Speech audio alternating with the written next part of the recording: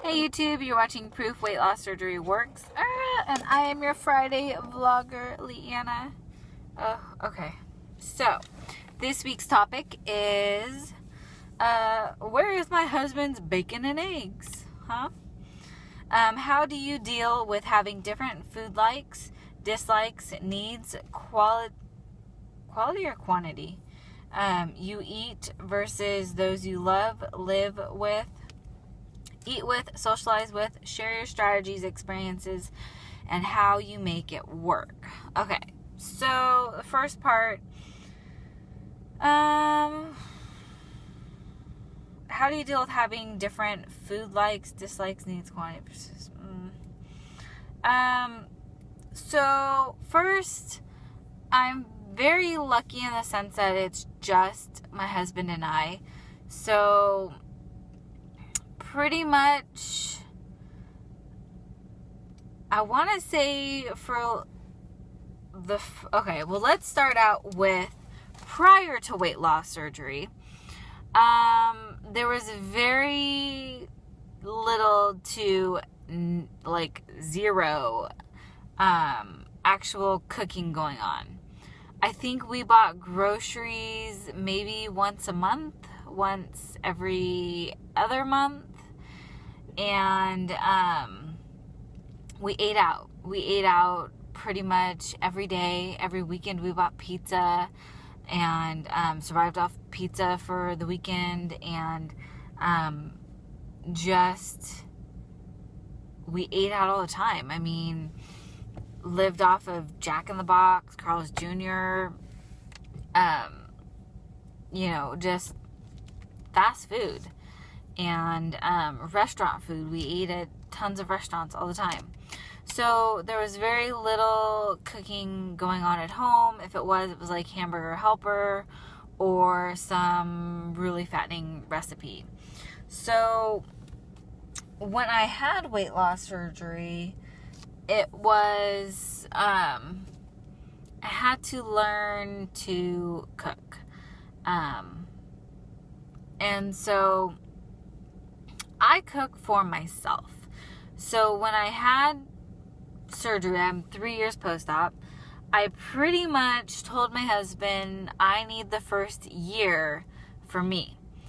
And you can make and cook and eat whatever you want, but I'm going to prepare my meals, my food, and kind of go off from there. So, it just, in the beginning, it was pretty much all about me, and I did, grocery shopping and whatnot for me, and bought him kind of whatever he wanted for him. And even 3 years out, I still weigh my food, and I portion everything that I make, and I calculate every calorie of every meal.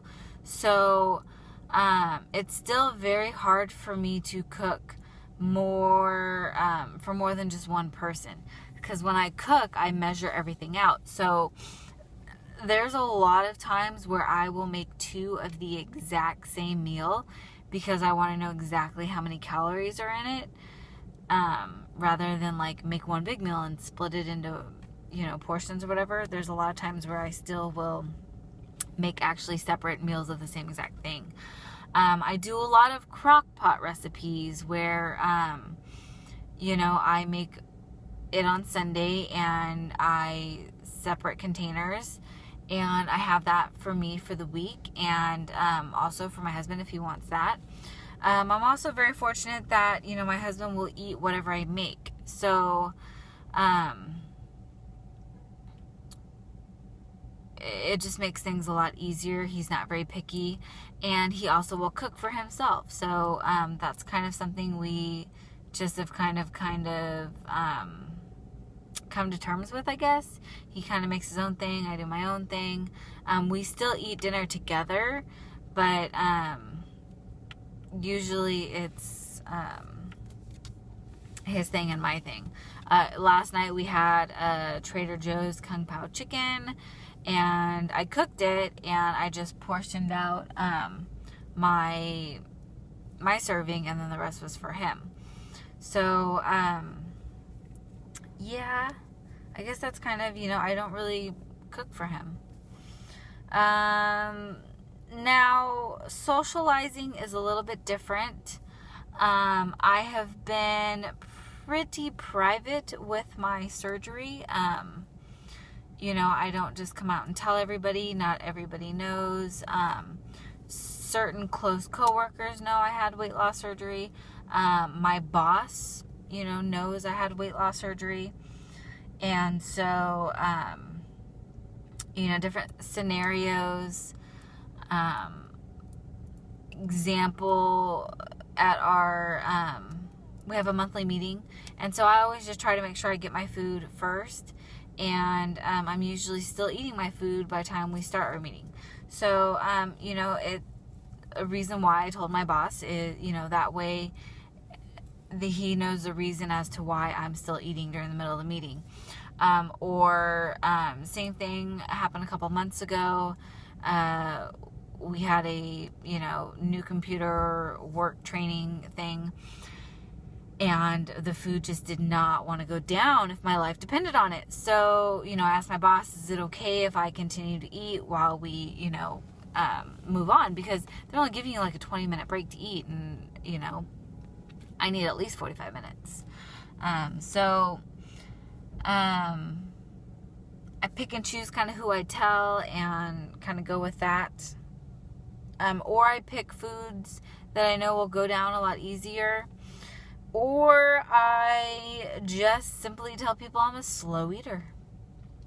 And that's kind of my new thing now. When I'm out in public and people don't know that I had weight loss surgery, and I don't want to share that I had weight loss surgery, I am a slow eater. That's just the way I've always been. Now, some things are a little bit different, like, sometimes I use the excuse of, I'm on a diet. Because, when you're out and about some places and people kind of give you a look like, ugh, you don't want to eat that. And, if I know it's something that won't work for me, or I'm really trying to watch my weight, I just simply say I'm on a diet.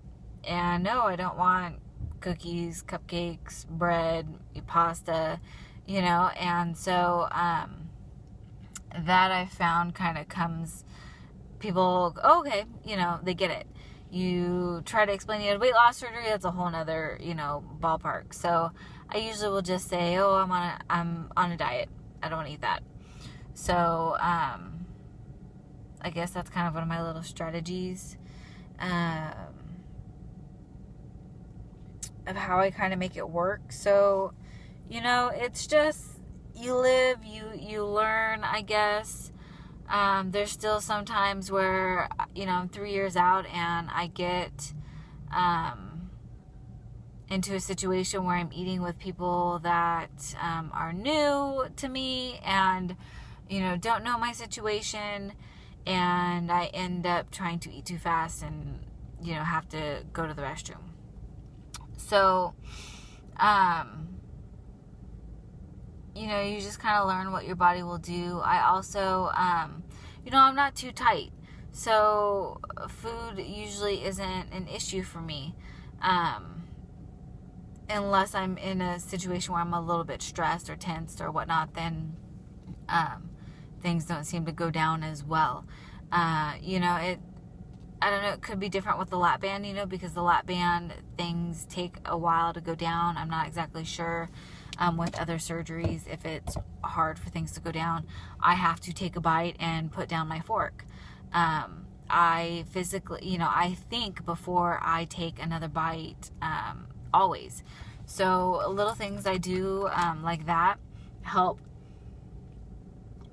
prevent me from, having to excuse myself to the restroom to throw up.